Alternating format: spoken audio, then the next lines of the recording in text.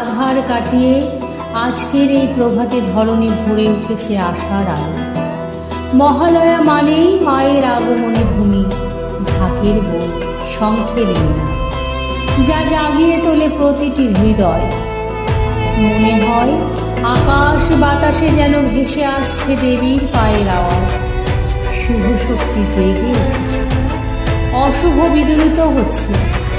আসুন অন্তরের গভীর থেকে আমরা একসাথে উচ্চারণ করি, জাগো তুমি জাগো, জাগো।